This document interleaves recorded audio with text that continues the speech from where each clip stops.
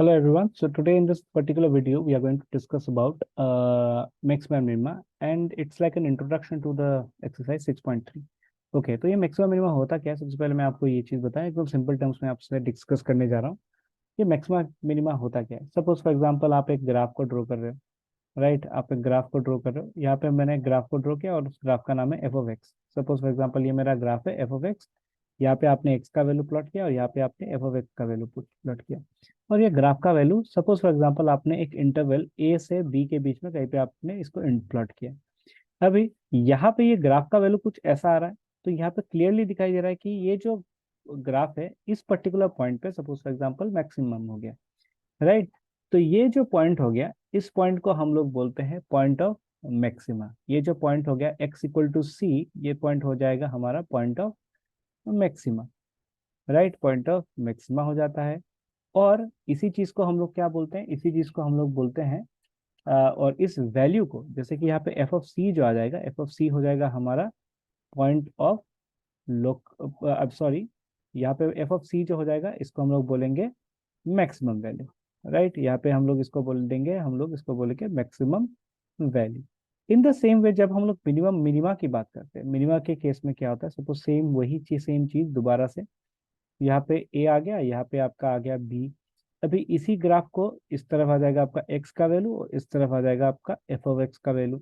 यहाँ पे सेम इसी चीज को आप प्लॉट करते जाओ, प्लॉट करने के टाइम पे ग्राफ का वैल्यू कुछ ऐसा आ जाएगा। मतलब अभी क्या हो रहा है, देखो देखिए, तो आप इस इंटरवल पे आपने इसको प्लॉट किया। प्लॉट करने के बाद ये जो इस पर्टिकुलर पॉइंट पे क्या हो जाएगा, x equal to C point पे आपको नजर में आ रहा है कि यहाँ पे क्या हो रहा है, यहाँ पे जो ग्राफ है, यहाँ पे ग्राफ का वैल्यू जो है वो मतलब मिनिमम आ रहा है, राइट? छोटा आ रहा है। तो ये जो पॉइंट हो जाएगा एक्स इक्वल टू सी, इस यहाँ पे इसको हम लोग बोलेंगे पॉइंट ऑफ मिनिमा, हम लोग बोल देंगे इसको। ठीक है, इसको हम लोग बोलेंगे पॉइंट ऑफ मिनिमा। और यहाँ पे ये जो एफ ऑफ सी आ जाएगा, एफ ऑफ सी को हम लोग बोलेंगे मिनिमम वैल्यू। आई थिंक यहाँ पे थोड़ा सा आपका मैक्सिमम मिनिमम का कॉन्सेप्ट थोड़ा सा क्लियर हो गया। ठीक है, चलिए अभी जाते हैं नेक्स्ट कॉन्सेप्ट पे। तो ये हो गया आपका मैक्सिमा और मिनिमा, राइट? ओके, तो अभी मैं आपको यहाँ पे एक कॉन्सेप्ट समझाने की कोशिश करता हूँ, लोकल मैक्सिमा और लोकल मिनिमा के बारे में। ठीक है, लोकल मैक्सिमा क्या होता है और लोकल मिनिमा के बारे में क्या होता है, लोकल मिनिमा क्या होता है, राइट? अच्छा, तो यहाँ पे आप अगर देखेंगे कुछ पॉइंट्स मैंने यहाँ पे पकड़े हुए हैं, राइट? सी, यहाँ पे आ गया डी, यहाँ पे आ गया ई, राइट? कुछ पॉइंट्स यहाँ पे मैंने पकड़ा हुआ है।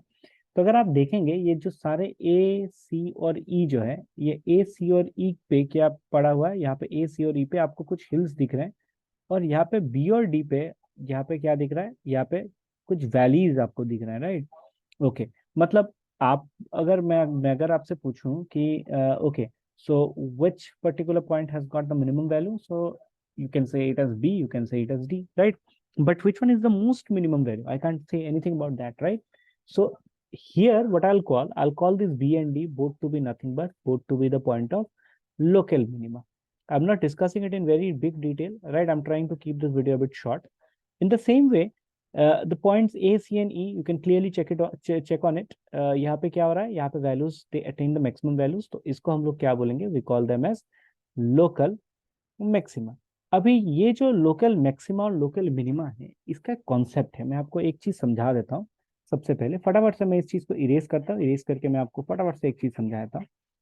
सपोज आप आ जाइए एक बार मैक्सिमा के केस में। ठीक है, मैं अच्छे से एक बार इसके लाइंस को मैं एक बार ड्रॉ कर लेता हूँ फटाफट से। ठीक है, ओके, मैं इसका वाई एक्सिस में यहाँ पे मैंने ड्रॉ करा, and then I am gonna draw the x axis over here right now. Okay, तो यहाँ पे मैंने एक्स एक्सिस को मैंने ड्रॉ किया, एंड नाउ थोड़ा स्ट्रेच कर देते हैं। Okay great, okay, now what we are going to do is, suppose for example I am drawing a graph over here.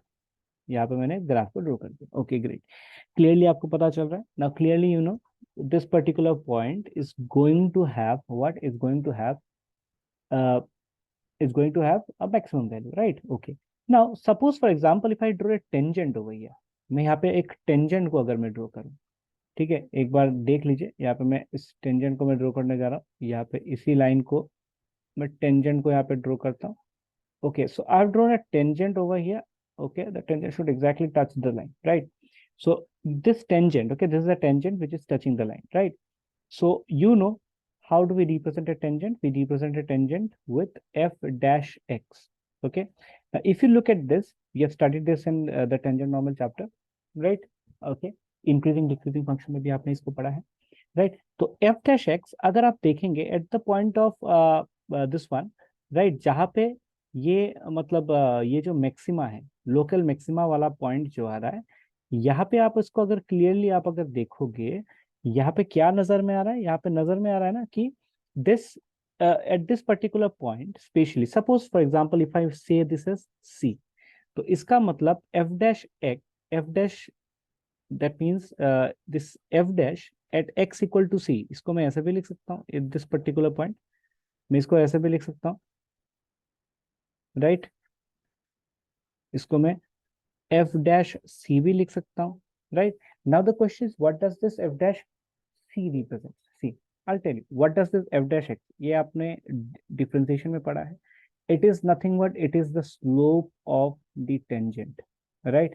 It is the slope of the tangent, fine, it is the slope of the tangent. Now the moment when I say f dash c, it means it is the slope of the tangent, right? Slope of the tangent at x equal to c. Now if you look at this particular point here, यहाँ पे this particular line f dash c, right, f dash c is nothing but it is what? It is nothing but it is parallel to x-axis. Since it is parallel to x-axis, so that means its slope कितना होगा इस line का? The slope of this particular line, slope of the tangent will be nothing but it will be equal to 0, right? So always remember at the point of maxima, right, at the point of maxima, right, at the point of maxima, f dash x is always equal to 0, right? अभी क्या ये minima के लिए भी true है? देखिए यही same situation पे मैं क्या करता हूँ, यहाँ पे मैं इस चीज को ड्रॉ करता हूँ, देखिए ये पॉइंट आपका दिखाई दे रहा है, ये point, this point is going to be the minima. Now if I try to draw a tangent over here, right, I have drawn a tangent over here, just a second, ये थोड़ा सा टेढ़ा हो गया, राइट? ओके, तो मैं सीधा करके यहाँ पे मैं टेंजेंट ड्रॉ करता हूँ. देखिए क्या ये टेंजेंट पैरेलल टू, क्या ये tangent parallel to X axis है? Definitely it is parallel to X axis. तो इसका मतलब मिनिमा के केस में भी क्या हो जाएगा? मिनिमा के केस में भी ये एफ डैश एक्स क्या हो जाएगा? F dash x will be equal to 0. I think that's completely fine, right? चलिए, तो अभी हम लोग आगे बढ़ते हैं. मैं ये वाला पार्ट थोड़ा सा इरेज कर लेता हूँ ताकि आप लोगों के लिए एक ही ग्राफ में मैं आपको मैक्सिमा मिनिमा के बारे में मैं बता दूंगा, ठीक है? चलिए, तो ये हो गया आपका मैक्सिमा मिनिमम का फर्स्ट कंडीशन होना चाहिए कि आपका जो फर्स्ट डेरिवेटिव होना चाहिए उस फंक्शन का वो क्या होना चाहिए? वो इक्वल टू 0 होगा, राइट? ओके, चलिए, तो अभी आते हैं हमारा नेक्स्ट केस पे. मैक्सिमा के केस पे क्या होता है? देखिए सपोज फंक्शन का, ये हमारा फंक्शन का लेफ्ट साइड है, यहाँ पे मैं कोई भी टेंजेंट को अगर मैं ड्रॉ करूँ, लेफ्ट साइड पे अगर मैं कोई भी टेंजेंट को ड्रॉ करूँ, देखिए this tangent, right, if you look at this tangent f dash x, if you look at the slope of this tangent on the left side, right, it is making an acute angle. ये क्या कर रहा है? It is making an acute angle with the x-axis, and whenever a tangent is making, whenever a line is making an acute angle with the x-axis, it means that the slope of that particular line is nothing but is always greater than 0. तो यहाँ पे क्या हो रहा है? Maxima, okay, हम लोग maxima के केस को पकड़ रहे हैं, राइट? मैक्सिमा में आप ऑब्जर्व करें कि F dash x on the left side is what? Is greater than 0, मतलब इट इज पॉजिटिव. अभी हम लोग क्या करते हैं, मैं इसी को थोड़ा सा इंक चेंज करके मैं आपको लेफ्ट साइड वाला केस दिखाता हूँ. और on the right side, right side में क्या हो रहा है जब आप स्लोप को ड्रॉ करते हो? देखिए राइट साइड में जब आप स्लोप को ड्रॉ करते हो, ये देखिए ये राइट वाला साइड हो जाएगा एफ डैश एक्स. अभी राइट वाले साइड में क्या हो रहा है? You see it is forming an obtuse angle with the x axis. You can clearly see it. आप इसको स्ट्रेच करें, स्ट्रेच करने के बाद देखिए ऑब्ट्यूज एंगल ही फॉर्म हो रहा है, right? so it is forming an obtuse angle, right? Okay, so it is forming an obtuse angle. Okay, so now in this particular case f dash x, so whenever it is forming obtuse angle, that means it is on the right obtuse angle, that means it is going to be negative. So it means what? In case of a maxima, you see the signs are changing. Okay, जैसे कि this was the point, any point on the left side, so C के left side में क्या point होगा, सी minus H. तो सी minus H, H एक बहुत छोटा सा वैल्यू है, तो सी माइनस एच में वैल्यू क्या होना चाहिए, it should be positive, and on C plus H, that means on the right side, the value should be negative. That means if the value changes its sign from positive to negative value, इसको हम लोग क्या बोलते हैं, we call it as we call that situation as maxima, right? Same, let's go for the minima wala case now, right? So this was the case for maxima. I'm just going to clean this up, okay? And then in this video, I'm going to discuss about the first derivative test and the second derivative test, and then we are done with this, okay? तो इतना तक ही करेंगे इसी video पे, right? And then next day maybe we are going to in the next video we are going to solve some of the questions. Okay, let's go for the next one. अभी आते हैं minima के case पे, right? अभी आते हैं minima वाले case पे। Now when we move to the minima वाला situation, you just look at this. यहाँ पे तो आपको ठीक है, ये वाला इस पॉइंट को हम लोग सी पकड़ लेते हैं फिर से। अभी सी के लेफ्ट साइड में देखते हैं, देखिए सी के लेफ्ट साइड में जब मैं टेंजेंट को ड्रॉ करता हूँ, just look at this, this tangent makes what? This tangent makes obtuse angle, right? So that means f dash x, right, on the left side is nothing but it is negative, right? And then f dash x on the right side, जब मैं right की तरफ जाता हूँ तब क्या हो जाता है, राइट की तरफ जाने से कुछ और हो जाता है। देखिए, just look at this. When I move to the right side, you clearly look at this. It is making an angle of how much? It's making an angle of obtuse. It's making an acute angle. So that means it is what? It is positive. तो यहाँ पे C का जो value है, देखिए left में मतलब C minus H पे वो क्या हो रहा है, नेगेटिव था, और अभी यहाँ पे क्या हो रहा है, C प्लस एच मतलब पॉजिटिव हो गया, राइट? मतलब अगर साइन नेगेटिव से पॉजिटिव की तरफ चेंज हो रहा है तो इसका मतलब क्या हो रहा है, अ, इसका मतलब क्या हो रहा है, इसका मतलब it's a situation of minima, right? So I hope you understood what this maxima and minima is all about. Now, based on this, we have our two derivatives, derivative test. सबसे पहले आता है हमारा first derivative test, okay? So what does this first derivative test tells us all about? ठीक है, first derivative test. तो first derivative test में मैं इतना भी मतलब बुक के एल्गोरिथम्स पे नहीं जा रहा हूँ, I am not moving into step by step definitions everywhere, right? What I am going to do is I am going to explain you how to go for this test, क्योंकि इस test में क्या होता है ना, कुछ derivatives आपको ये करने होते हैं, राइट? और हम लोग नेक्स्ट ये में हम लोग नेक्स्ट वीडियो में हम लोग क्या करेंगे, इसके ऊपर कुछ क्वेश्चन सॉल्व करेंगे तो और भी क्लियर हो जाएगा।